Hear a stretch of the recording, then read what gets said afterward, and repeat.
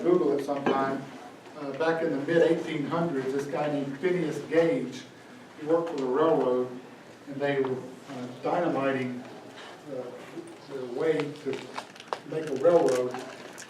And he was, they bore a hole in the rock, and then they take this metal rod, they put the dynamite stuff in there, and then they take a rod in there and tamp it down like that before they ignite it, right? So as he was tamping it down, the thought is they forgot to put the sand in there, because you want to tap the sand, you don't want to tap the dynamite directly, because if this rod hits the rock, it can create a spark. What happened was it created a spark and exploded and blew this rod through his head. From that way, it went all the way up, knocked out his frontal lobe on one side, and this was, almost universally a lethal lesion to have this huge 13-pound rod through your head. They were able to remove it, and he lived for many years after that. But he had these emotional issues, behavioral issues, as a result of dinging the frontal lobes that we talked about yesterday, like with the prefrontal lobotomy. So, different injuries like that have led to what is the cortex does.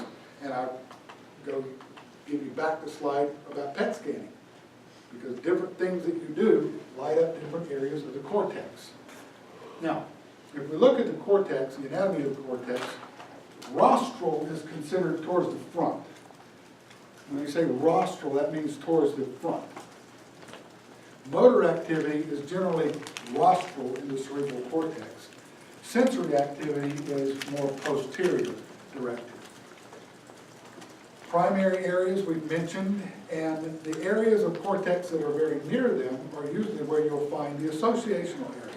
They're usually not at a faraway place. They're usually one right beside the other. If you look at things like, what is this one right here, sensation? If you look at our sensory cortex, it's very small compared to the overall size of our brain. But if you look at an animal on the lower phylogenetic tree, like a rat, most of their cerebral cortex is occupied by sensation. So much of ours is occupied by emotional and behavior and thought and everything else that very little of it, relative to the size, is dedicated to sensation. If you look at things like emotion and behavior, we've got this huge area right here of the frontal cortex, but you look at a cat up there, they essentially have no morals whatsoever. And of particular interest is that a dog has more than a cat. True that. Okay? Now, when you start looking at the anatomy of the cortex, you can refer to these as lobes or poles. I really don't care. The frontal pole here is going to be from anatomy in the anterior cranial fossa. The temporal pole is in the middle cranial fossa, and the occipital pole sits on the tentorium. It's the cerebellum that's in the posterior cranial fossa. The cerebral cortex is made up of gyri and sulci. You know that already. Right? Each of these gyri and sulci has a name, so we're not going to go into that. What we're going to do is look at it more globally. The two hemispheres of the brain, or the cerebral cortex, are divided by the longitudinal or sagittal fissure. The temporal lobe is divided from the frontal and parietal lobes by the lateral fissure, also known as the Sylvian fissure. Lateral or Sylvian fissure. Here you see them displayed out here. There are a couple of other prominent things that you should know. One of them is there's a sulcus here that runs essentially from the midline up and over and down the outside that's centrally located that divides the cerebral cortex into a frontal and a parietal lobe. The parietal lobe is separated from the occipital lobe by this fissure here, called the parieto-occipital sulcus. You can see it over here, but it's more prominent on the medial side here. There's the occipital lobe, very well defined there. That fissure there is called the calcarine fissure. The calcarine fissure of the occipital lobe, so if we have the occipital lobe there, there's the calcarine fissure. The gyrus on either side of it is area 17, and the gyri on either side of that is 18 and 19.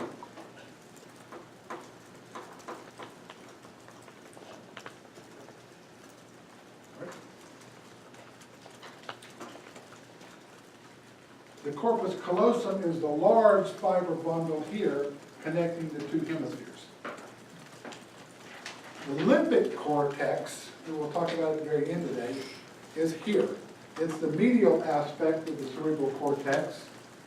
It continues up and over the corpus callosum as the parahippocampal area, or parahippocampus gyrus, ending in this little point down here, this little medial part of the temporal lobe called the uncus.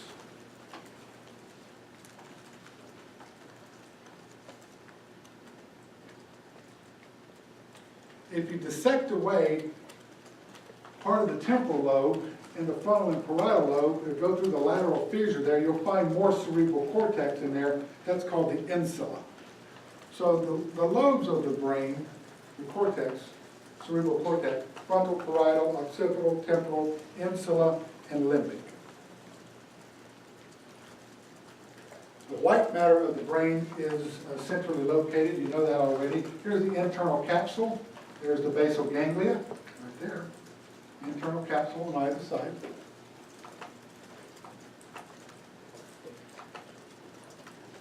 The fiber pathways that you'll see in the brain, there are different types of fiber pathways. I mentioned them earlier. One of them is the associational fibers. And the associational fibers connect one gyrus on the same side with another gyrus. There are long and short associational fibers. The short ones just go from one gyrus to the next. The long ones go across lobes within the same hemisphere. And they're arranged in bundles that you see here. Two particularly large bundles that you see there. Those are association fibers. Commissural fibers cross the midline to connect one hemisphere with the next.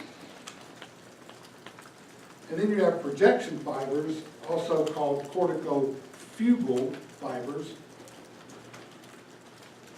If they project to the brainstem, you can also refer to them as corticobulbar.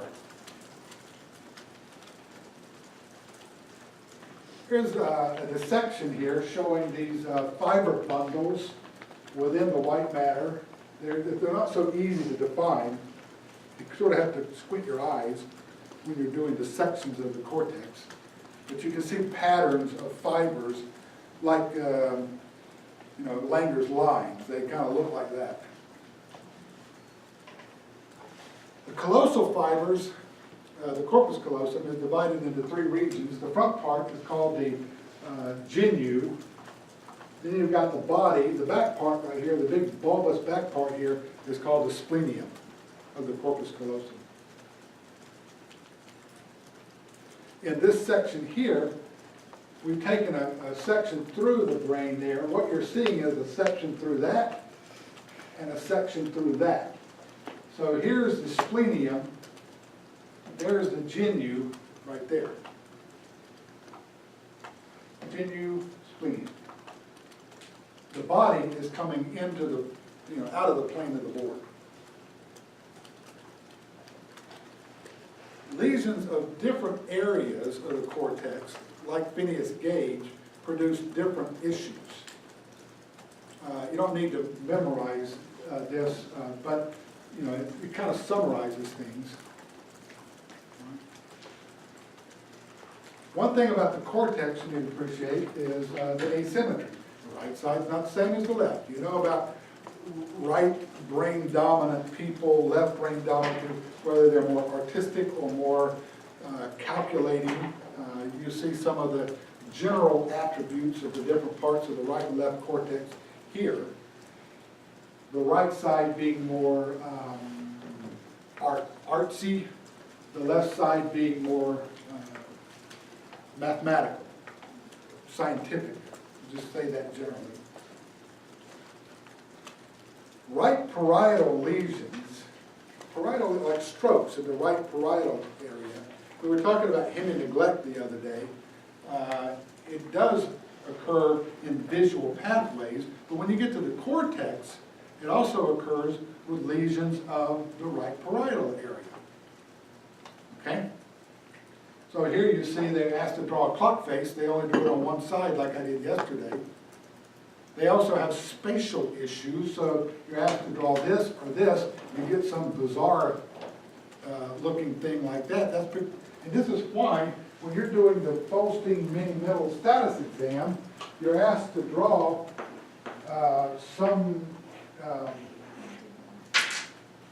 something that requires your spatial interpretation.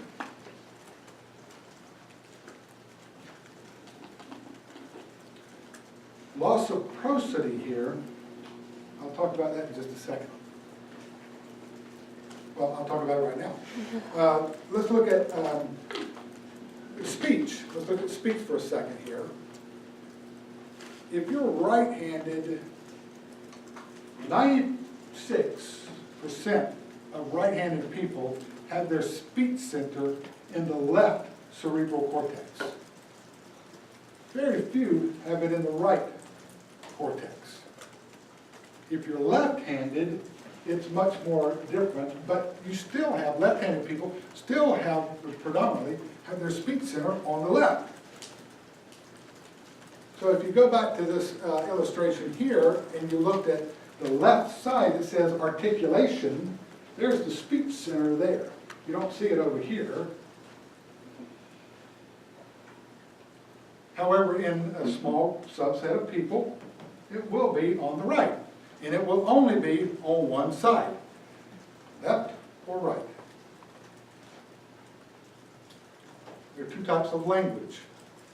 Verbal language is just basically the words. Nonverbal language is how it's expressed. That's called prosody. Most of the interpretation of language is based not on the streaming of the words, but on your inflection, your emphasis. That's prosody. Most of your ability to interpret language comes from that. You don't believe me? Where is that? Ah. Dang. I missed it. Where is it? There it is. Read that.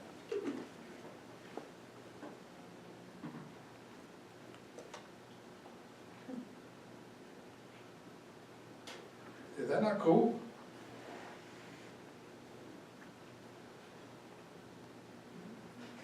Okay. If I was to read that specifically as it's written, and to you, it would mean nothing.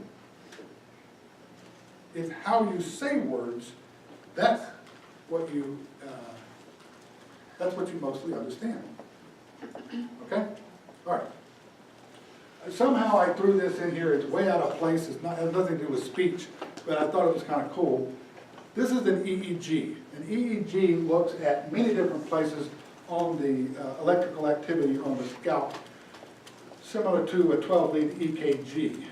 Obviously, there are differences in terms of your activity level. This is normal. Even in sleep, there is electrical activity going on in the brain. It's just disconnected from the motor side.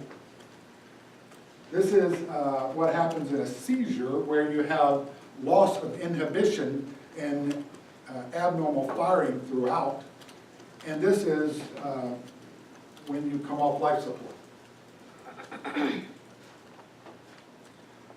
Another thing coming off life support is called the apnea test. If I remove the ventilator, you get 30 seconds to take your first breath.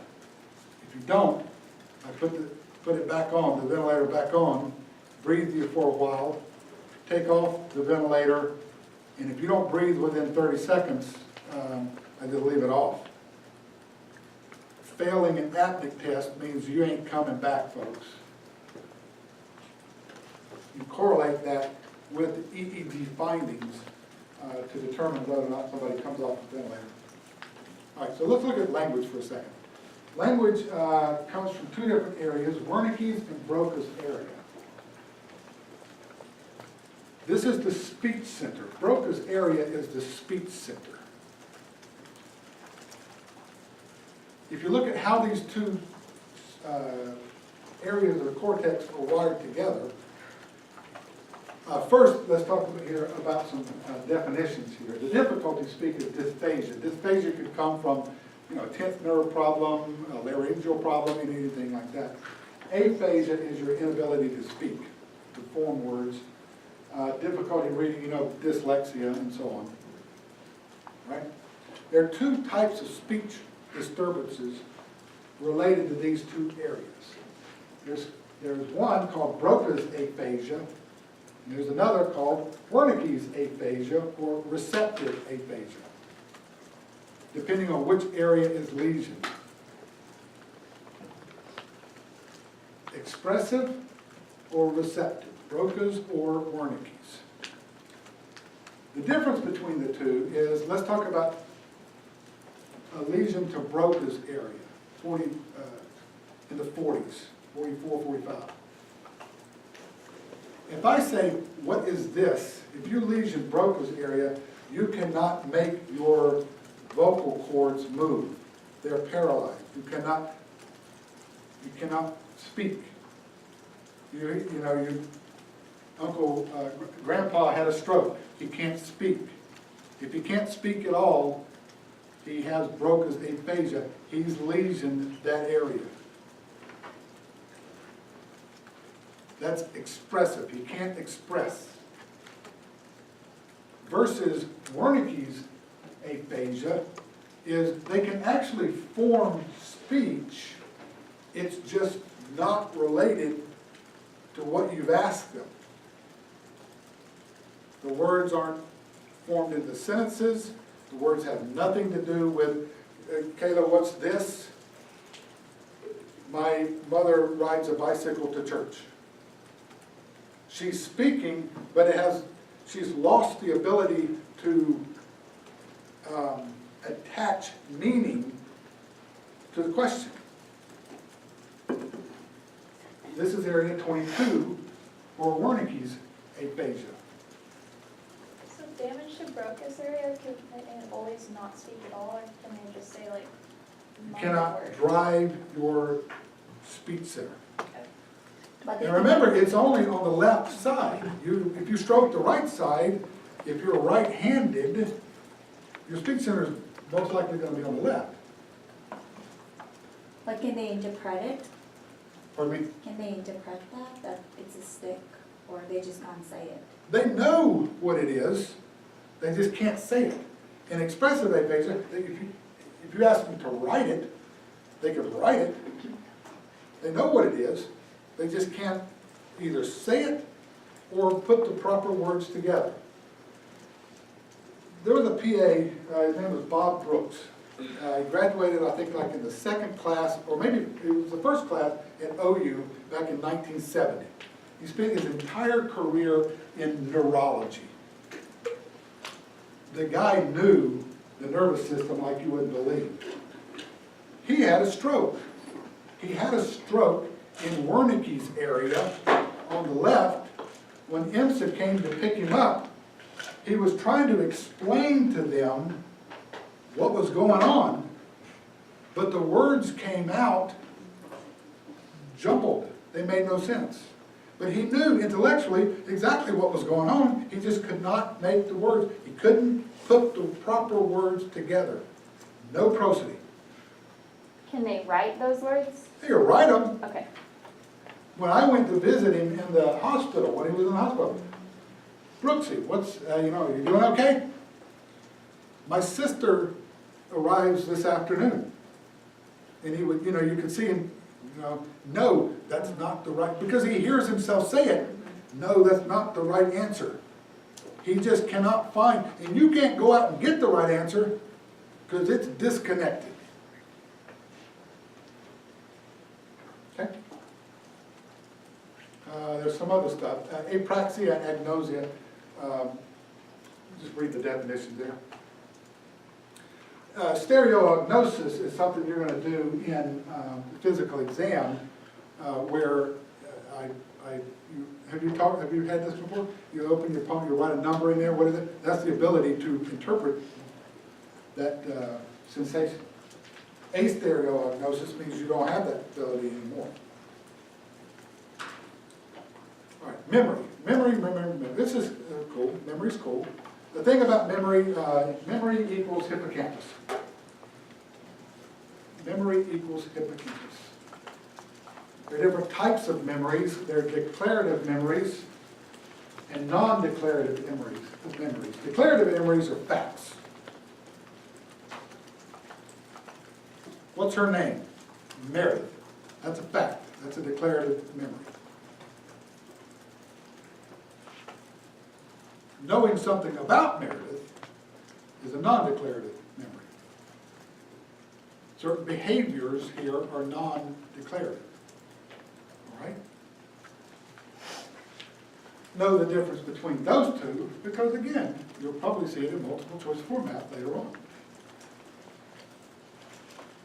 The limbic lobe is, let's talk about that for a little bit because we're going to tie this in with memory. The limbic collections here, I threw this obnoxious slide in here to show you that the limbic system is pretty complicated, but generally it's a circular pattern here. It's a circular pattern that I described yesterday as Pépé's circuit. The limbic system, I said it was primitive, emotional, it's the 4 F's. And there they are, right there. That's what the limbic system controls. It attaches one or more of those 4 F's to the information that's sent to your hypothalamus that's going to elicit the visceral response. Memory, of course, is linked to all of those behaviors. The components of the limbic system are here. The olfactory system starts with the olfactory bulbs, the olfactory tracts. These are actually tracts of the brain. They're surrounded by pia.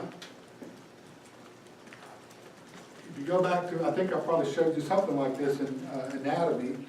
You've got the olfactory epithelium in the top of your nose that senses chemicals. Those chemicals are relayed into the olfactory bulb where they synapse on axons that are headed for the brain. The thing about the olfactory system, and I've mentioned this before, it's the only system that will reach the cortex without first going through the thalamus.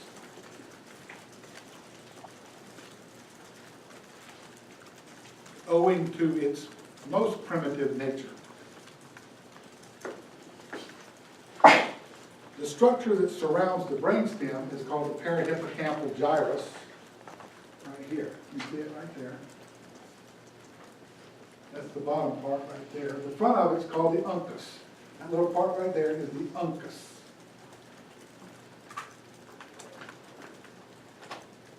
This area, the perihippocampal area, is very sensitive to ischemia.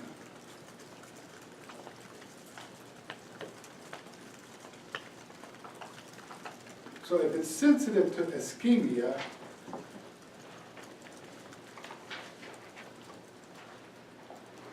it's going to die early.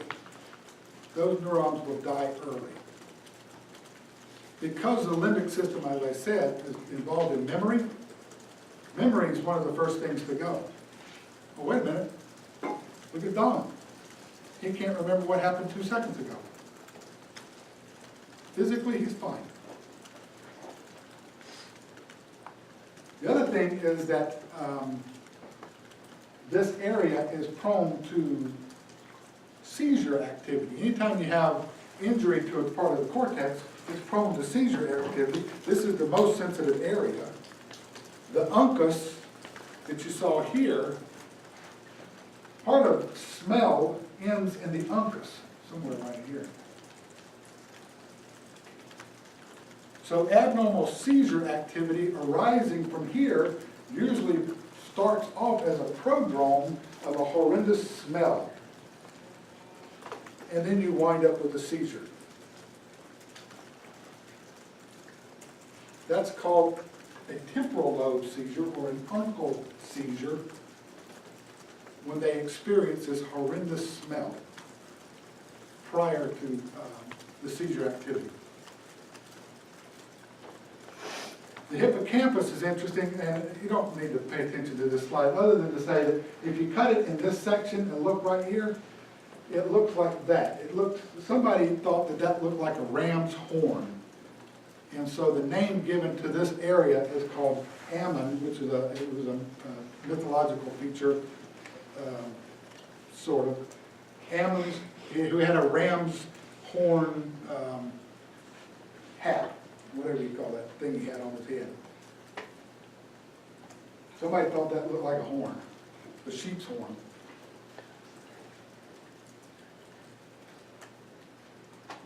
The issue here about the hippocampus here is the cingulate gyrus projects to the parahippocampus, which projects to the hippocampus, which through the fornix projects to the mammillary bodies, which projects to the anterior nucleus of the thalamus, which projects back to the cingulate gyrus. That's Pepys circuit. It's on the next slide, don't worry about it. You don't need to write it down. It's not on the next slide, because this is the hypoxia thing I was talking to you about. Is it in words?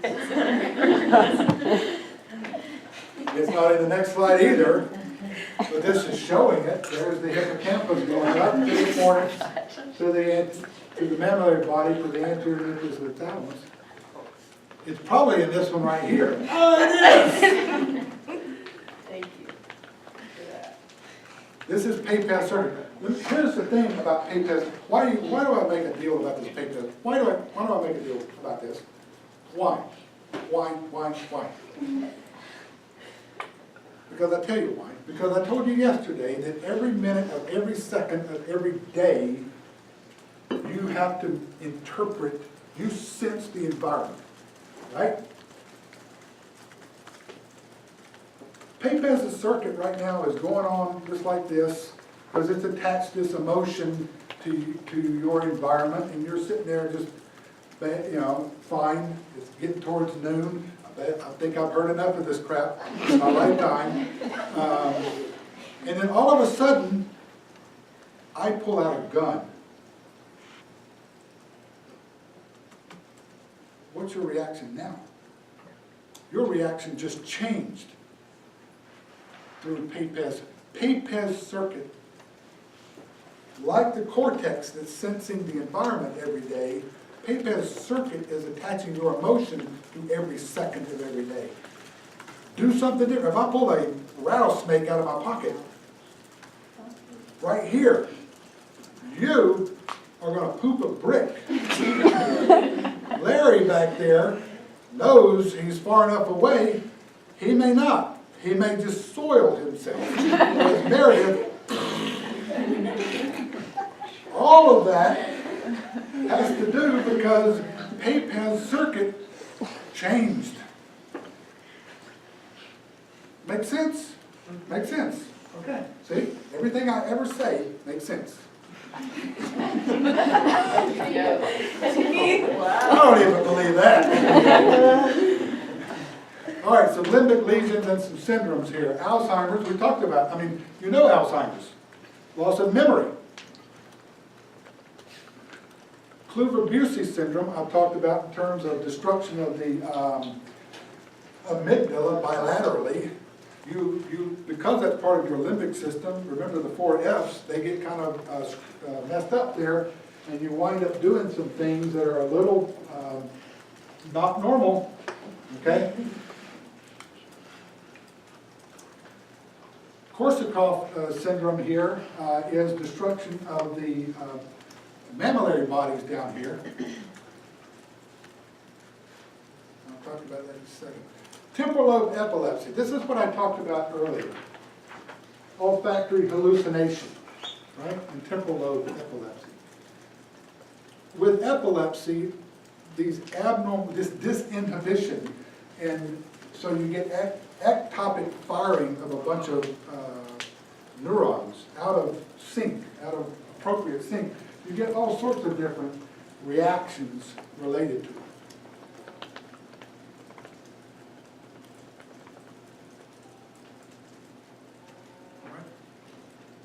Dementia, this is the Alzheimer's issue. Dementia is related, when you have dementia and memories are affected, are you talking about amnesia? You're talking about amnesia. Is it retrograde, anterograde? In other words, what happened in the past or what happened in the future? Don can tell you what happened in 1940, but he can't tell you what happened 5 minutes ago, because he has been unable to store new memories into his cerebral cortex. What's responsible for that? The hippocampus. Or primarily responsible. It's not the only thing, but it's primarily responsible. The hippocampus helps you store memories. Remember, the hippocampus, I said, is involved in dementia, ischemia, and so on. Okay, it's all related. A couple of other things here. Both of them involve chronic alcoholism. Significant alcoholism will eventually, you hear it rock your brain. Well, this is what they're talking about. There are two syndromes, Wernicke's and Korsakoff's. They involve destruction of the hippocampal formation, the limbic structures, memory, behavior. You get all sorts of altered mental status, confusion, memory loss in Wernicke's. There's another form called Korsakoff's, which is also called amnestic confabulatory syndrome. And I've seen this several times. You sit down and you're trying to get a history on a patient, and you'll say, ma'am, tell me about your past medical history. Well, when I was an astronaut, we circled the red planet, and then I landed, and not 2 years later, I was in the rotation as a pitcher for the Atlanta Braves. Are you serious? That is amazing. And they can go on and on and on and on. And you're writing all this stuff down, kind of like what happened, the other when I started talking about the Kentucky Fried Chicken, the Colonel Sanders, and the, wasn't that here? That was in anatomy. It was like months ago, but Yeah, yeah. that was back in anatomy. It's still relevant. That was a little touch of Korsakoff. Okay? So, when you start, it's hard to get a person with Korsakoff focused so that you can get out of there before the next day, and you can finish the history before the next day. Okay? Little clinical tip here in terms of hallucinations. Auditory hallucinations are what you get 99% of the time with schizophrenia. If people are seeing things coming out through the wall, it's usually due to the methamphetamine, like with the meth bugs, or it's due to something related to alcoholism, chronic alcoholism. When seeing a patient with Korsakoff syndrome versus like flight of ideas, are they completely separate or? Of course, these people come up with some of the most amazing things. But it's like a coherent thought, it's just crazy? It's just crazy. Okay. Yeah. So this is kind of a crazy question, and there may have been alcohol involved when the question was asked. But is there such thing as like the military deprogramming like somebody's memories? Like how would you do that if you were to do that? Oh, well, yeah, I mean, there've been all sorts of, Like I legitimately want, is that a legit thing or was this person? no, it's a legitimate thing. The CIA, the military, back, in the 50s, 60s, using hallucinogenic drugs and all sorts of training and torture and all sorts of stuff. I mean, you can make the mind do all sorts of things, but it takes some pretty serious, So you just brainwash them? but that's, Or- yeah, like brainwashing, yeah. I mean, brainwashing is just essentially convincing somebody to do something that they might not want to do. My daughter, I want you to wash the dishes. Yeah, those, back in the 70s, when I was an undergraduate, the big thing was ESP, extrasensory perception. Duke University, they created an entire school for the study of the paranormal. So, depending on whether or not you believe it, it's, So it's not like medicine that like destroys the hippocampus or anything? well, yeah, I mean, you can destroy parts of destroy parts of the nervous system with drugs. I mean, think of it this way, look at this. Taking Zoloft, Prozac, any of it, Cymbalta, do you think that just affects that one little nerve center that's causing your depression? No, it affects your entire nervous system. So there's the whole issue about the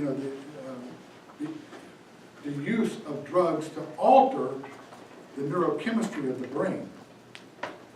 But certainly treatment of depression is, widely used, and it's it is certainly a type of brainwashing, if you will. Okay? Sorry. She's gonna go, she's gonna snort. All right, go to lunch. You made it through for our madness.